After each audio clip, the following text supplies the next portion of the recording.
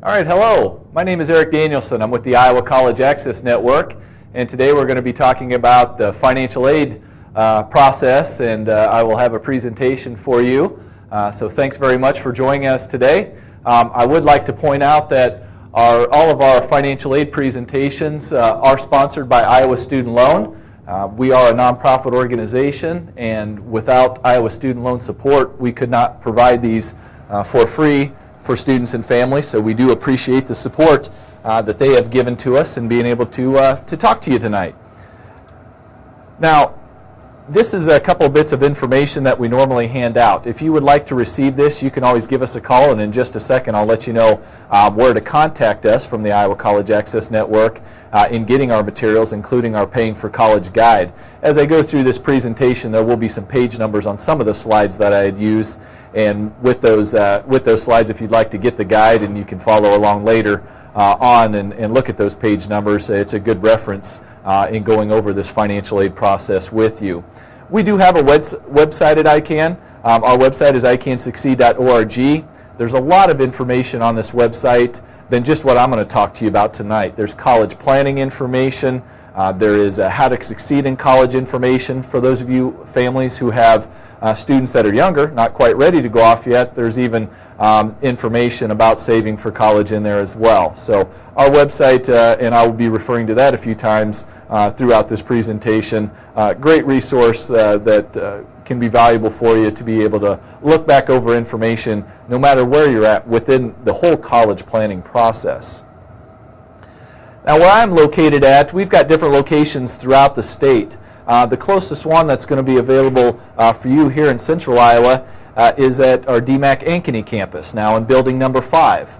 If you have any questions or would like to set up an appointment, please give us a call at our number, 877-272-4692, and that would be the number to give us a call if you'd like some of our materials as well to send out that I had mentioned at the very beginning, especially our How to Pay for College guide. Just give us a call. We can send those out or answer any questions. If anyone sees this presentation outside of central Iowa, you'll notice our other locations that are there, and you can find our locations as well as our office hours at icansucceed.org/locations. Now, the main focus that I'm going to have with you tonight is going to be about the financial aid process itself. We feel this is the most important thing that we can talk about during the financial aid presentation, and that's the process and when you need to get it started. I will go over some other things about what to expect afterwards and a little bit about types of financial aid, but not every student's going to see every type of financial aid. The main thing we want you to take away from this presentation is the process in getting started on time. And the application process is going to begin with what's called the FAFSA form, the free application for federal student aid. This form, for those of you that are senior families this year, this is going to get into your 2013 tax information for both the student and the parents. Now, one of the questions we always like to address early in this presentation is, do you have to fill it out? Our answer is always yes, although I will tell you, if you're planning on just being able to pay for college out of pocket and don't need any loans or not worried about any types of financial aid, then you wouldn't have to fill it out. But why we like to say yes is, first of all, you do need to have this form on file to be able to receive the federal loans, also known maybe as Stafford loans. No matter what a family's financial situation is, as long as you have this FAFSA form on file, students will be able to qualify for the federal student loans. The first year as freshmen, it's $5,500. So that's one reason. And even if you don't think you're going to need the student loans, we encourage you to do it because you never know what might happen during the school year to where all of a sudden now you do need the loan. Something unexpectedly comes up, now the loan is needed. At least you'd already have the FAFSA form on file and taken care of if that would happen. Now, the other reason is some colleges will require it for their own institutional money. Merit-based awards like academics, athletics, artistic ability. Those kind of awards can be given no matter what this form says, but the college still wants it on file before they'll give it. Not all institutions are like this, but quite a few are. And for those reasons, those two big ones, we encourage you to fill it out. And it's not just going to be this year, but each additional year that a student attends college, new form with new tax information must be submitted. Now, when you're going to be able to do this, it's after January 1st now, And so you can do it at any time. After January 1st of a student's senior year or any year in college for the next school year, the new form wasn't up and running until then. Now that we're after January 1st, you're able to do the FAFSA form at any time, and where we want you to do that is FAFSA.gov. I do want to stress that website that you see, FAFSA.gov. There is a website out there, FAFSA.com, that will actually charge you to do the process. Well, the first word, F, in FAFSA is free. This should be a free application, so we want you to go to the government website if that's if you're filling this out for yourself.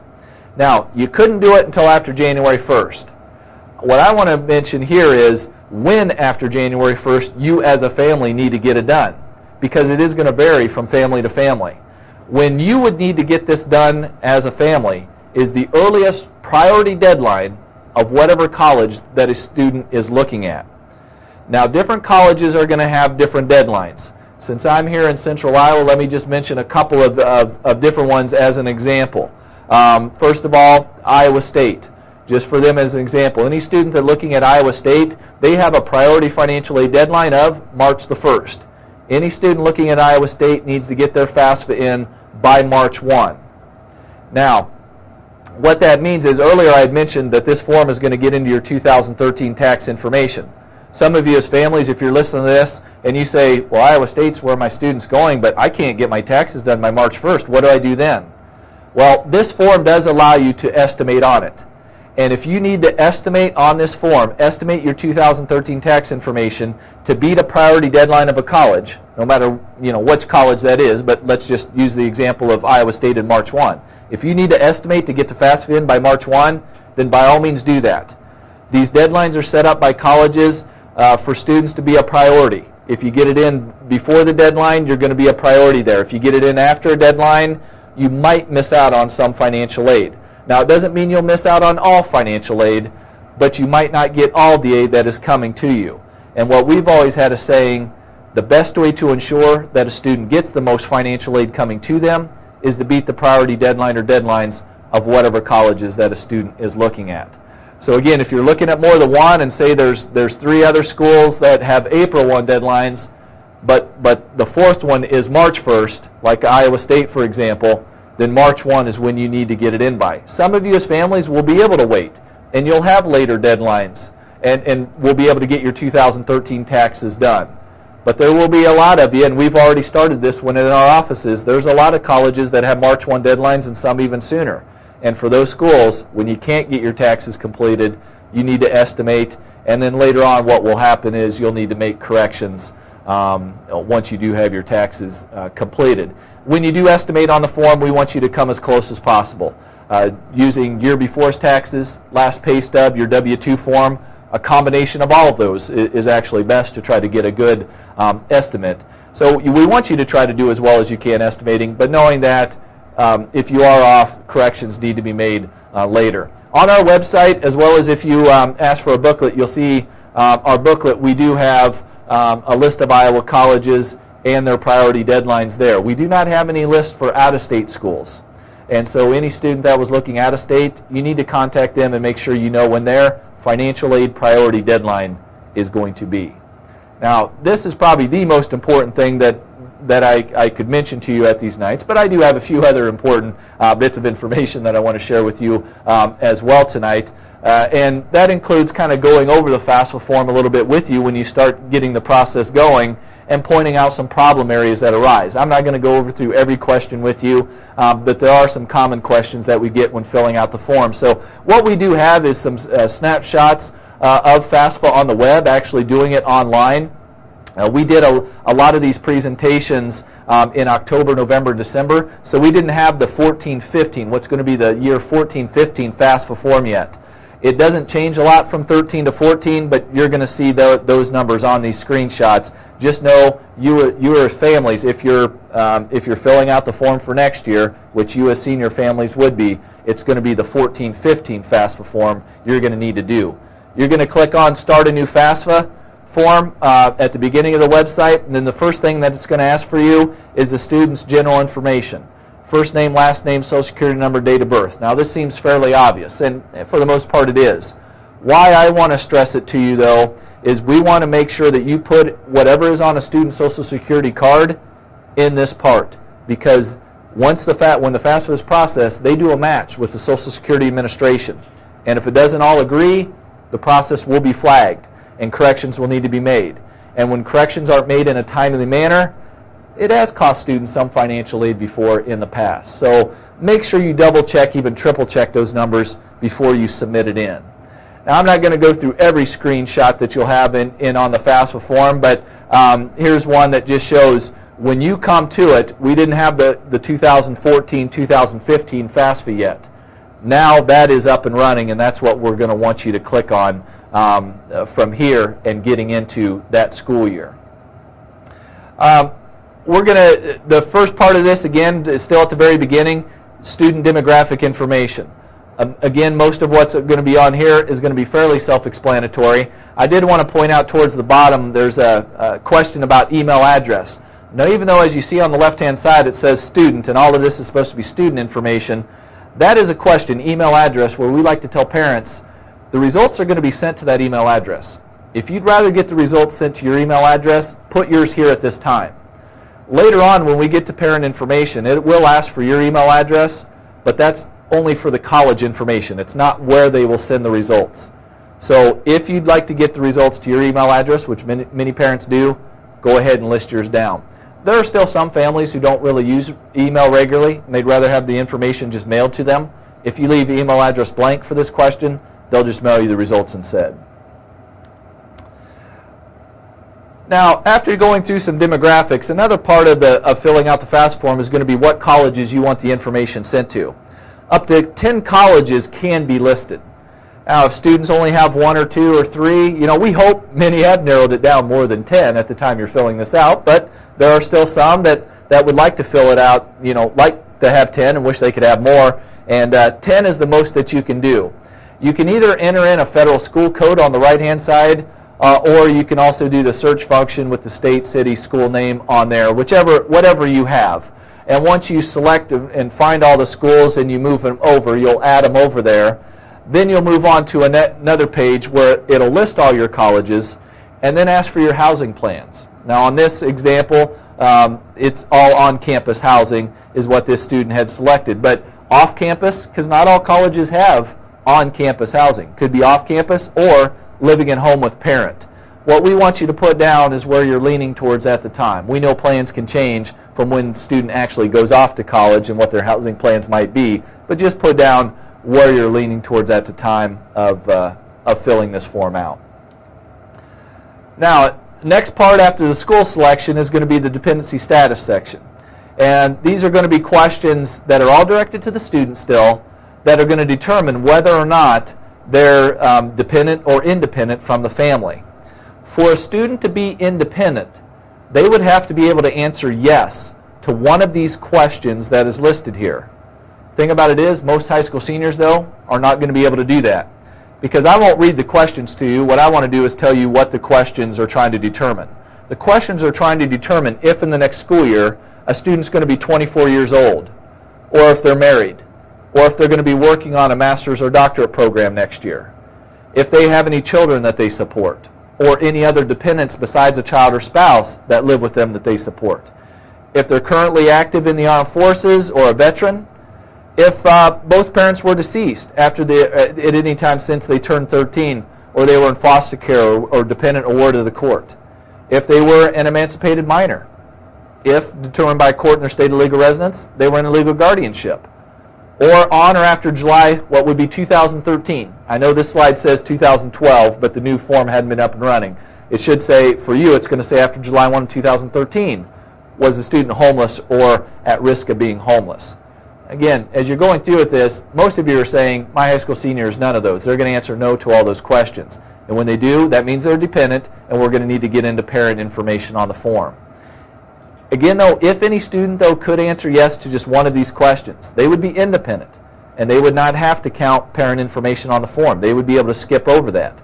The three that we see the most are the ones where they might have been in foster care or dependent or ward of the court, if they were in a legal guardianship determined by a court, or designated in a homeless situation Typically, a lot of times we see high school seniors might be by the school liaison in doing that.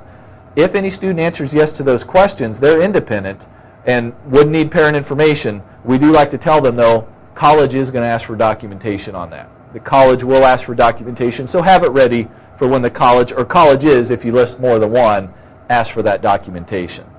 Now, what I want to continue with, though, is let's say that you do, as what you see up here, answer no to all these questions.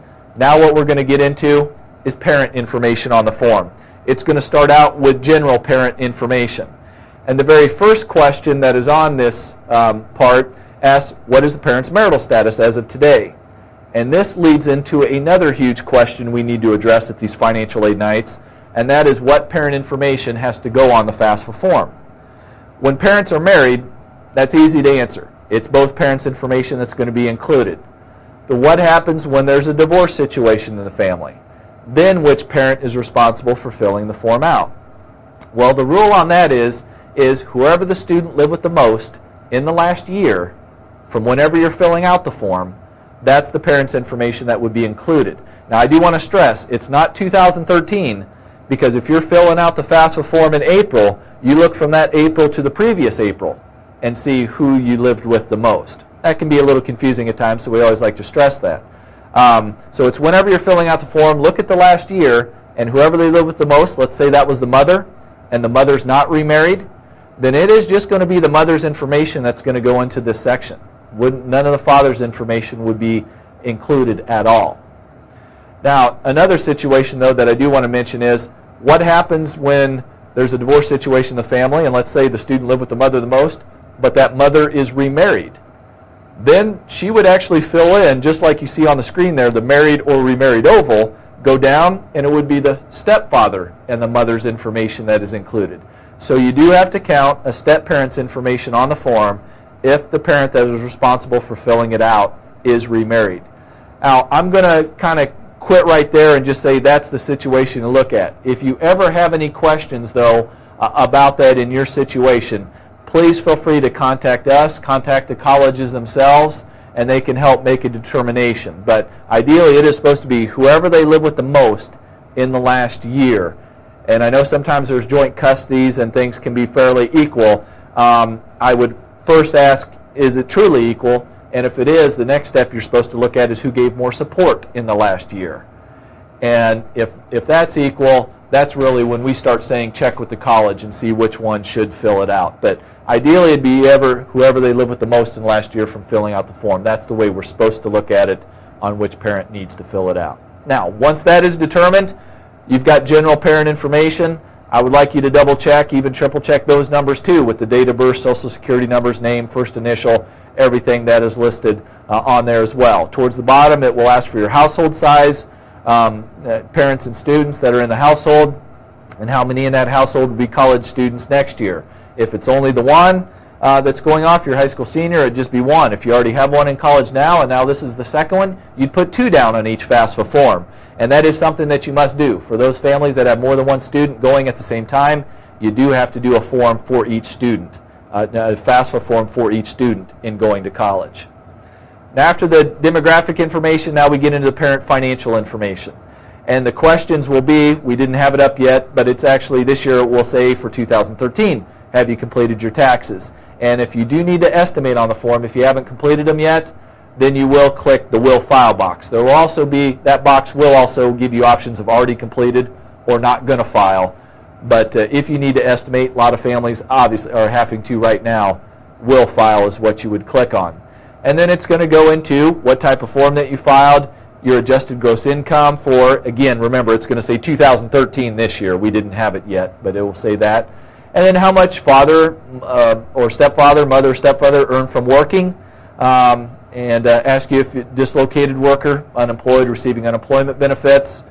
Next page gets into the amount of income tax you would have paid in 2013 and the number of exemptions on all that. If you have your taxes completed, it gives you the line numbers to go right off of and makes it fairly easy to fill out on there. But remember, if you ever need any help at all, you can contact us at ICANN and we can help you fill out this form. Now, I'm not going to go through every line over the next couple of boxes that you see. The top one is additional financial information. We want you to double check. We see a lot of high school senior families not have any of this yet, unless you already have a student in college right now, and then you might have the very first one, which could be some tax credits that you could claim. In our booklet, that if you call and ask for that, we do have some information on those tax credits, and we always encourage you, once you have a student in college, check with your tax preparer to see if you're taking full advantage of any tax credits. We get some families who come in and we look and tell them, boy, I think you could have got a credit here. It just seems like you would have, and they have to go back into MIN because they do miss out on that. So make sure that you do check with the tax preparer about that. But what I want to emphasize more on this page is the untaxed income, and mainly the two that we see the most, and that's the very first one and the third one in that box. The very first one under untaxed income is payments to a tax-deferred pension or savings plan. If you have your own money contributed into like a 401k or a 403b, a retirement account, whatever your contribution was in 2013, your untaxed contribution will need to go here. I do want to stress your untaxed. If an employer matches, you don't count that. You only count your untaxed contribution. Now, one plan here in Iowa, though, where you do not even count your untaxed contribution is IPERS. Do not count any IPERS contributions on this question since it's mandatory. I've also, and if anybody else, there's been a few firefighters in the past that have been in my presentations, and they've had a mandatory retirement account before. I tell them if it's mandatory, just like IPERS, you do not have to count that contribution down for that question. The third one under untaxed income is child support received for all children. So any child support received, you do have to count that for 2013 down here as well. Obviously, we want you to look at over all of them, but those are the two big ones that we see the most when helping families fill out the form. And then the very last question is going to ask you, as of today, does your total amount of parent current assets exceed, and then give you a certain amount. Now you see here $37,100, but actually that amount's going to be different from family to family, because what the amount is made of is based on is the age of the older parent in the family. Just for an example, this year in a two-parent household at the age of 45, if that was the oldest parent, you would have about a $30,600 allowance before any of your assets are looked at. Now, if older than that, it's going to be more. If younger, it will be less. In a one-parent household, it's not exactly half. It's actually less than half. It could be at the age of 45.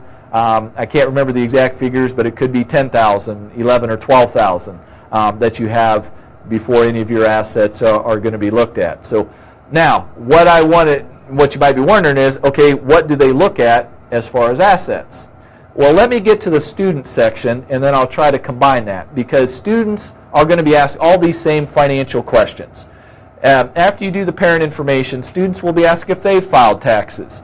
If they have, some of those same questions will come up. If they're not going to file, it will still ask them what they earned from working.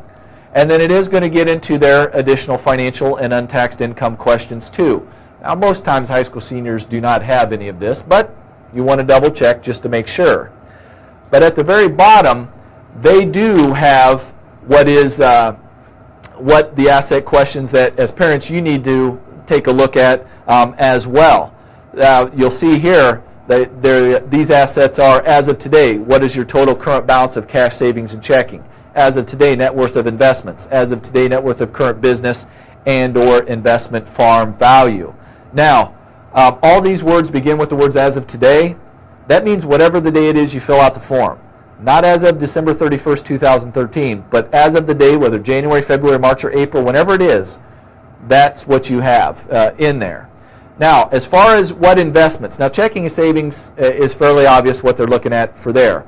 What investments that they would want you to count on the form, well, actually, I want to mention the three that you don't count at first, because that'll make it a little bit easier. The three investments that you would not include in the student section, but also as parents you would not take into account, is retirement accounts, the home that you live in, and vehicles. I've started throwing vehicles in there because we've been asked that enough. So retirement accounts like IRAs, 401ks, Roth IRAs, you would not count.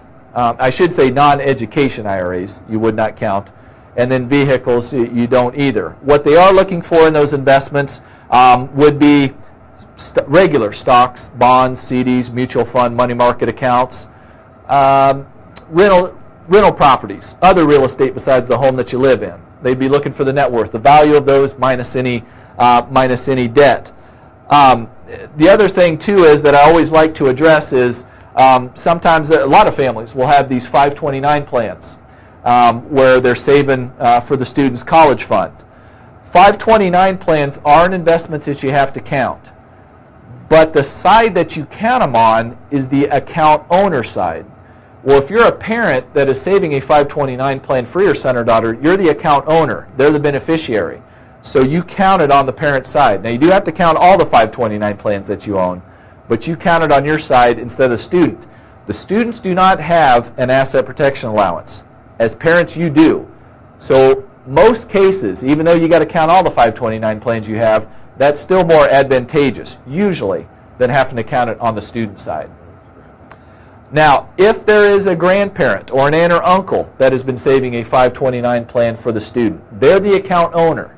And there's no place on the form where we have to count grandparents' assets on here or aunt or uncle. So you do not have to count those down on the FAFSA form. So that's always a big question we get. If at any time you ever have any questions on what assets to include and not to, please contact us at our ICANN offices. We can try to help you out with that.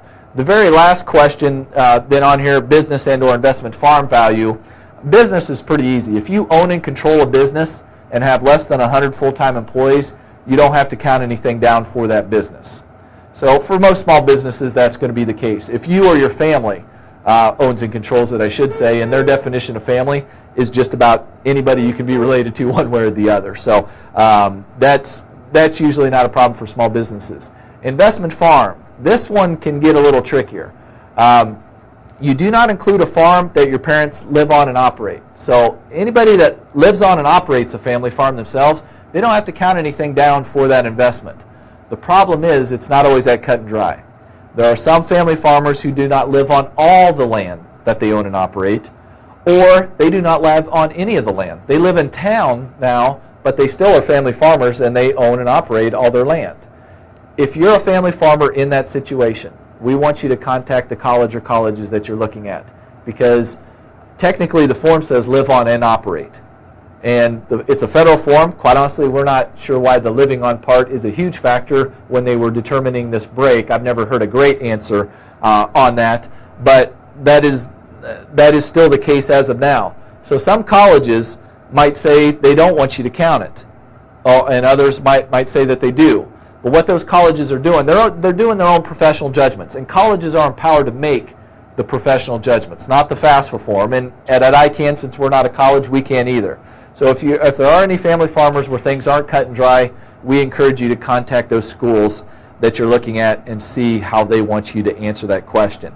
If you do not farm the land yourself, then that's usually, yes, that means that's an investment farm. You're going to have to count the net worth, the value minus the debt. But if you own and operate land but don't live on it, contact the schools and see how they want you to take a look at that.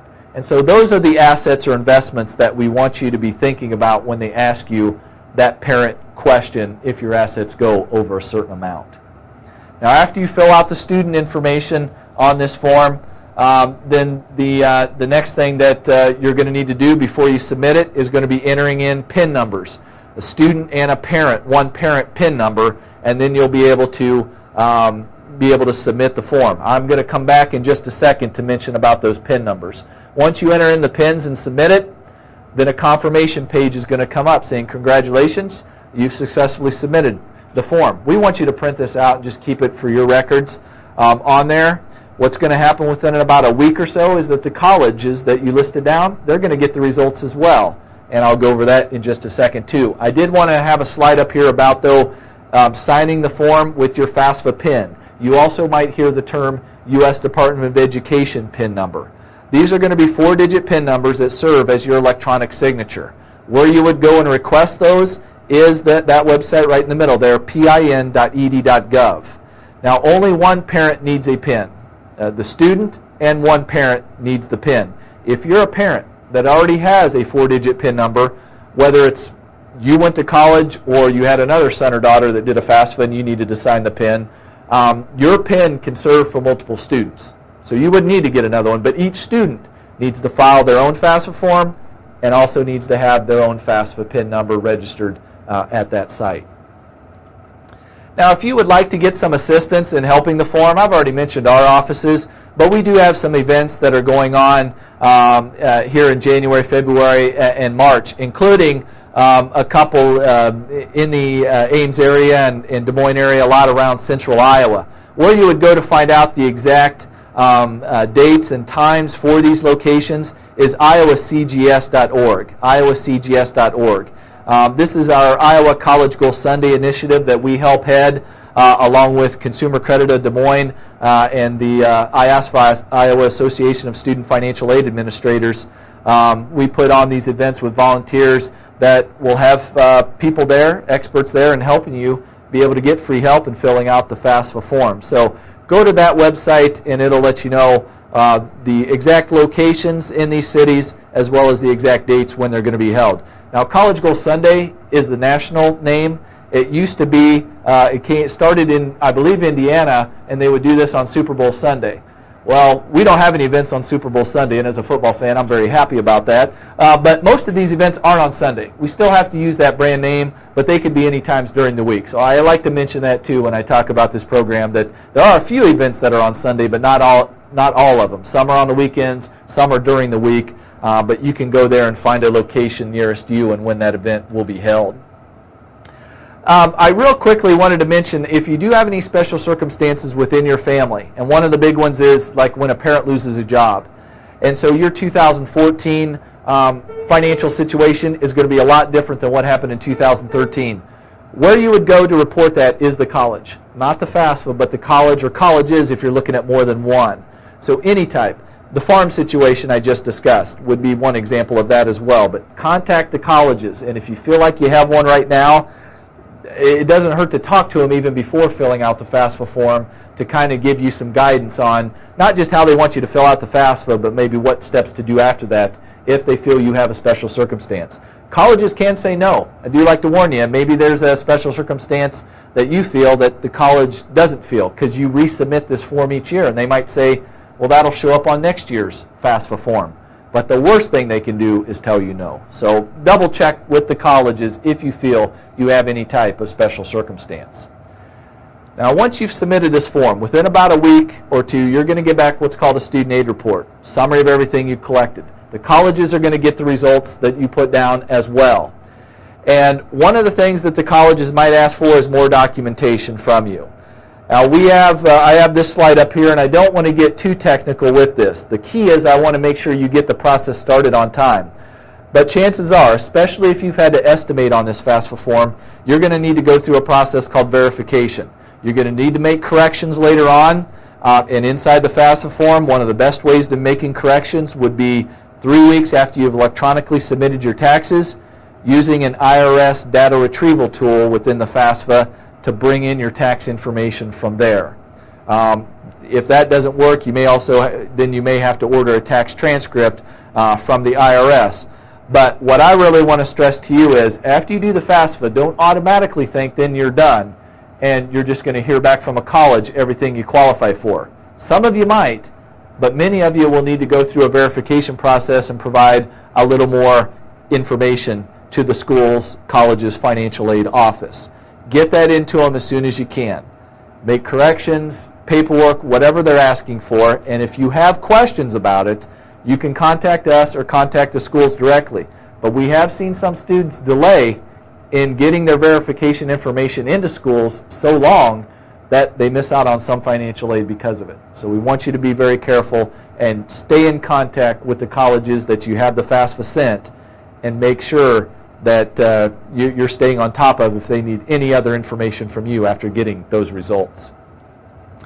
Now, what this whole reason why you're doing this FAFSA form, this free application for federal student aid, it's a government form, the U.S. Department of Ed, and they are trying to determine what your EFC number is or expected family contribution, the amount of money that they feel you could contribute towards a student's education.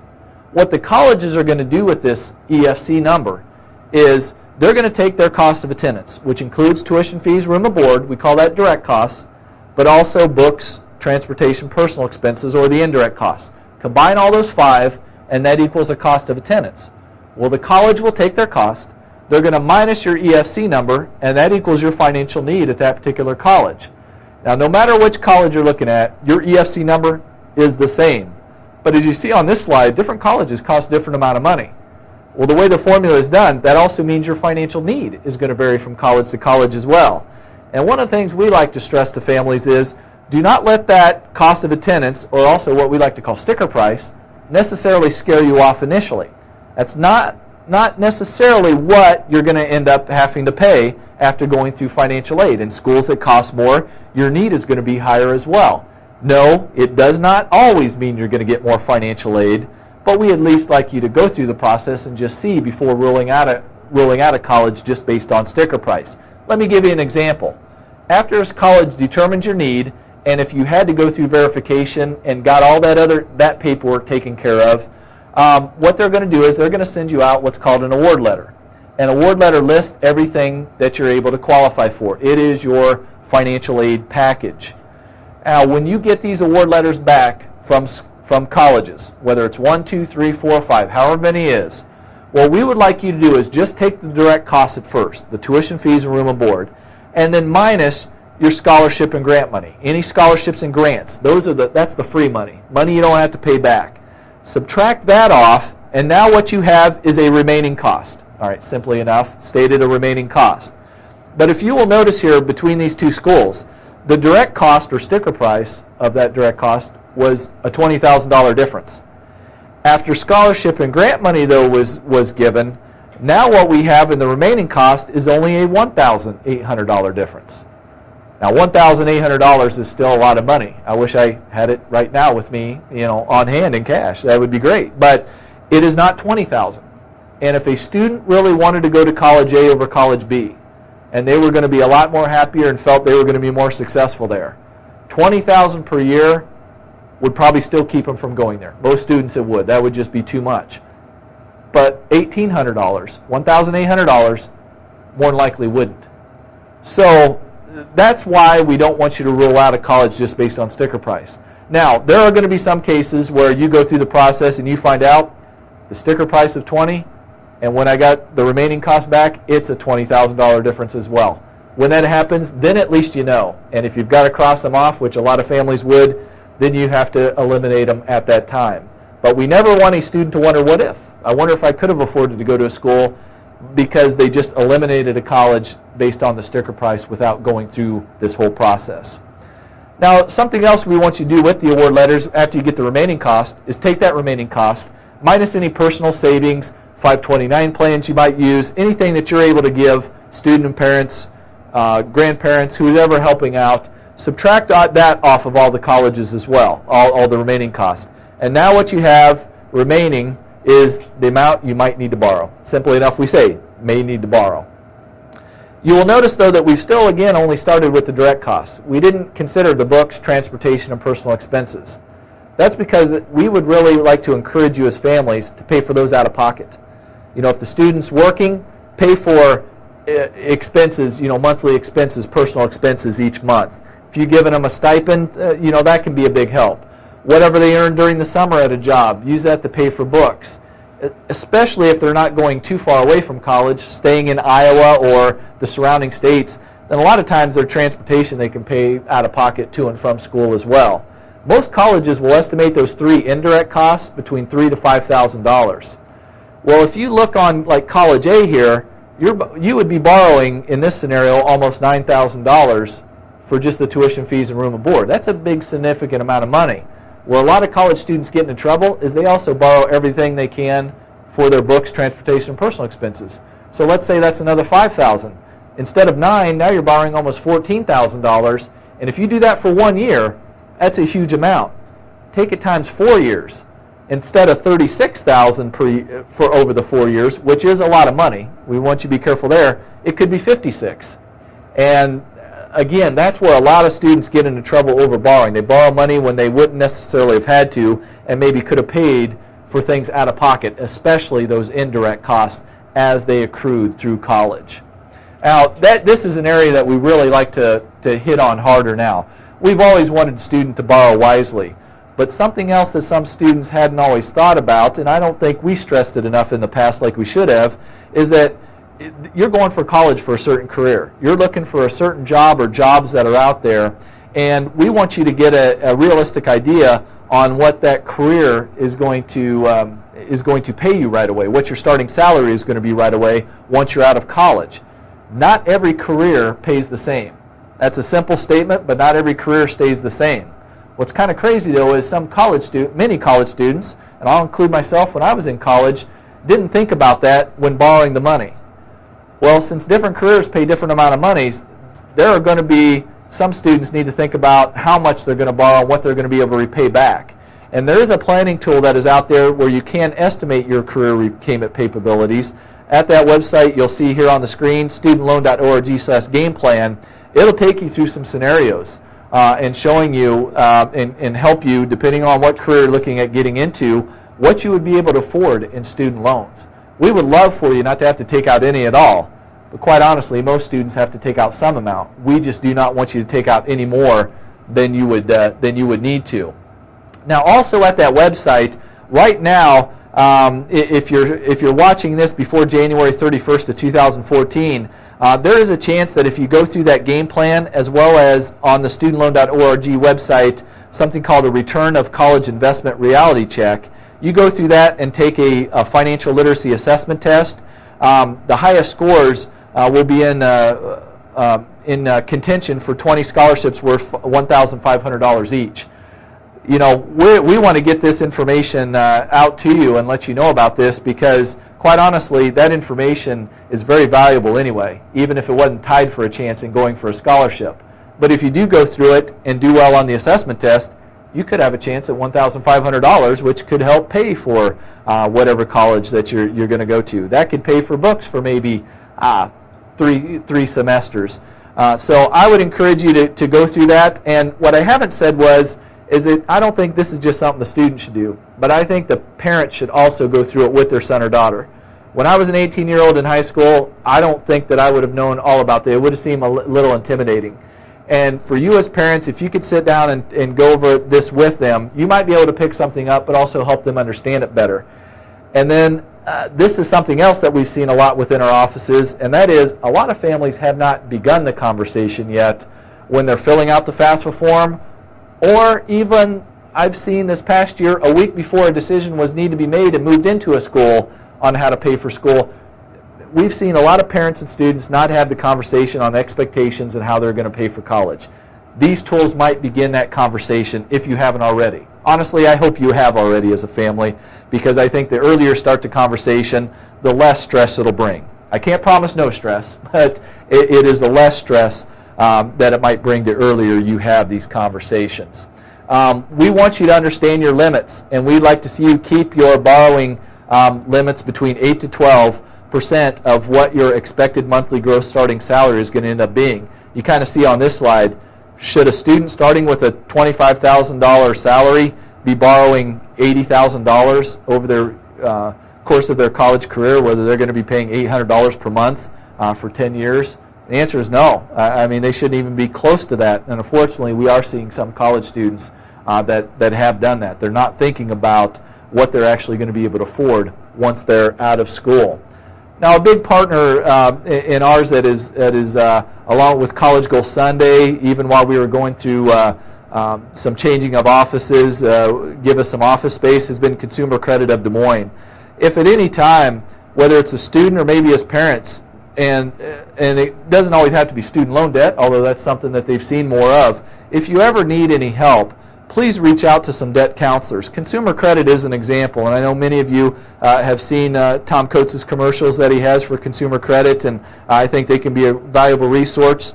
But any debt lending counselors, there is help that is out there, and we want you to seek that. At Consumer Credit, all of their initial talks are at no cost. They're free. If you ever do enroll in one of their programs, there's typically a $50 fee to enroll in it to help you with your debt.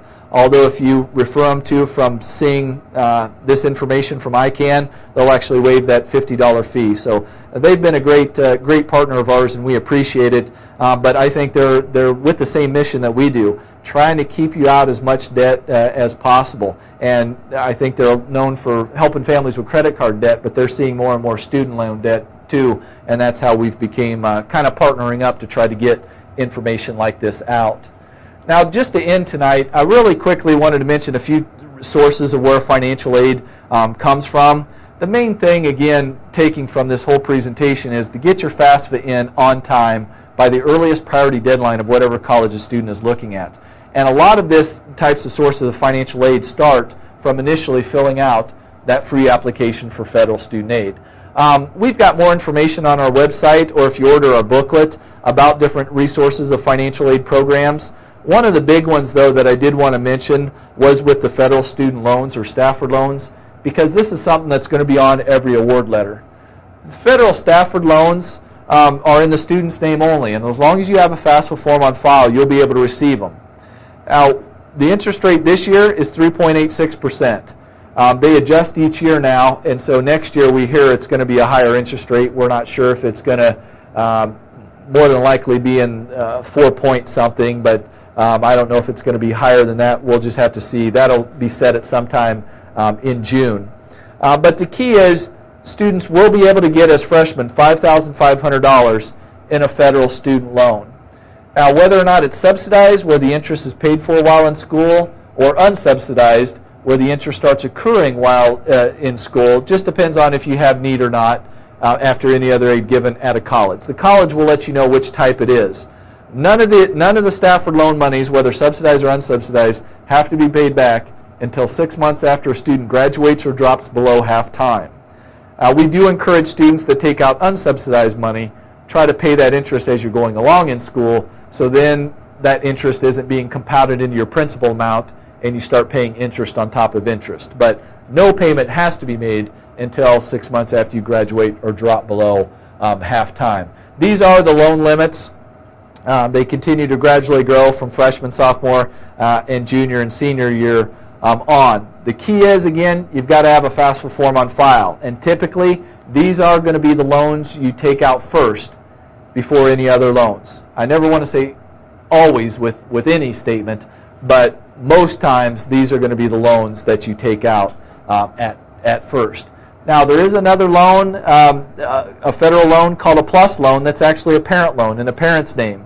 And so if the Stafford loan money isn't enough and more loan money is needed, then a PLUS loan might be an option in the parent's name. There is a credit check, though, on this Parent PLUS loan. Parents can be denied a PLUS loan if they're in bad credit standing, where the Stafford, the student loans, students are guaranteed to be able to take those out. There's not a credit check on that.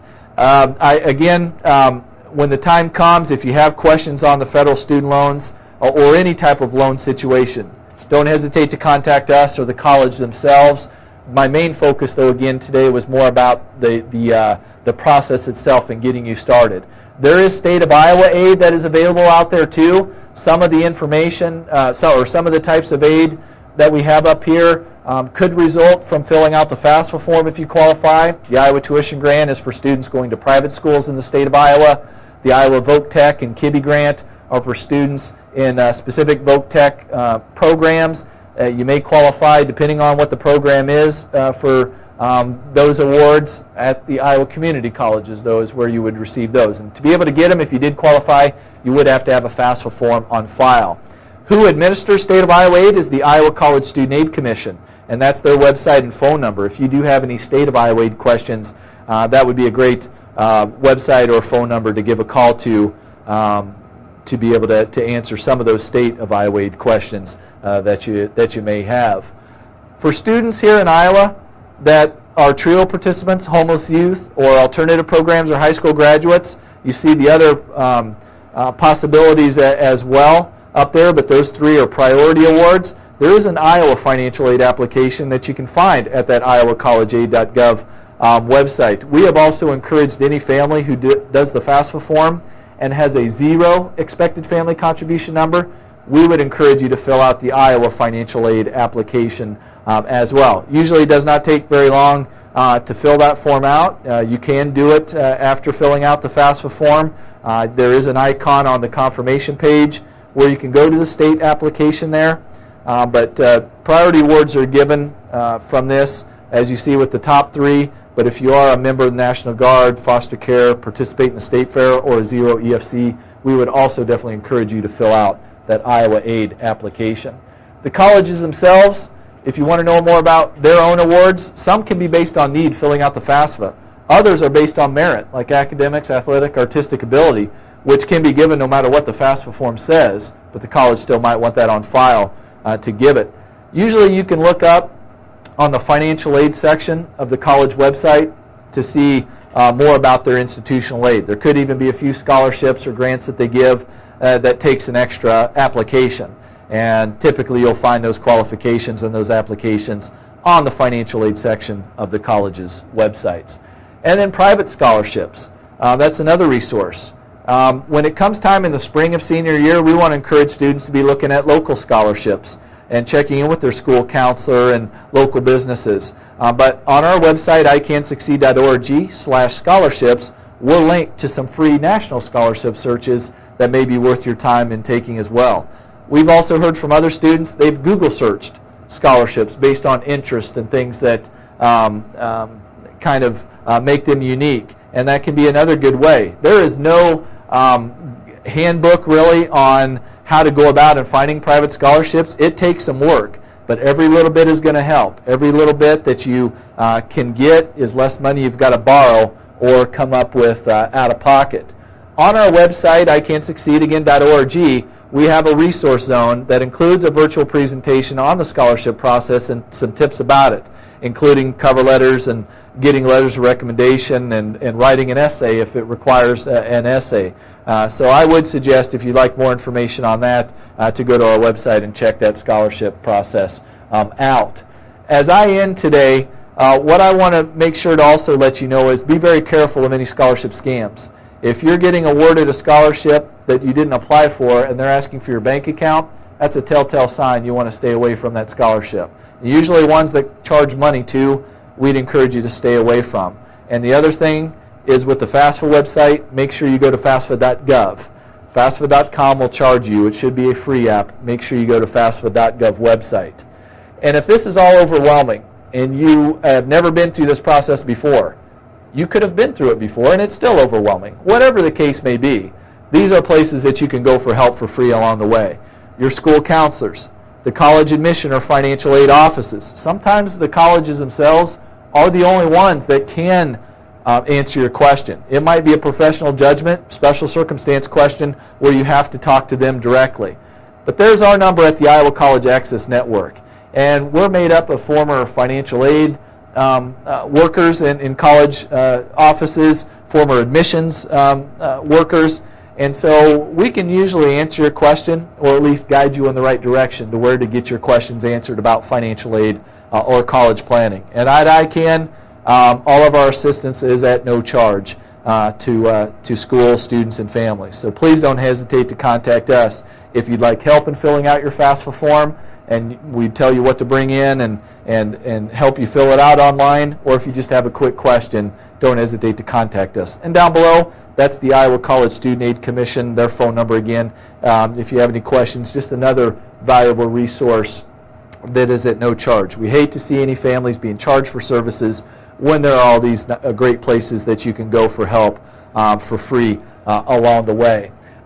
If you would like to receive any college planning tips, we do send out an e-newsletter. You can go to our website and register for that real quickly.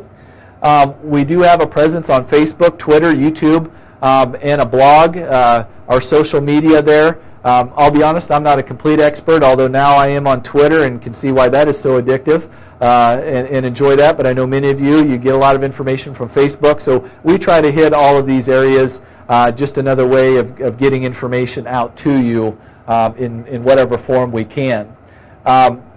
We wanted to end tonight with just remembering some next steps for you. You know, be checking in with your institutions and about private scholarships. You can go and get your PIN number right now and getting ready to fill out the FAFSA form. But the main thing that I wanted to mention just one more time was, if you don't remember anything else, file your FAFSA form after January 1 before the school's priority date. In other words, get that in by the earliest deadline of whatever colleges you're looking at. That is the best way to ensure that you get the most financial aid coming to you.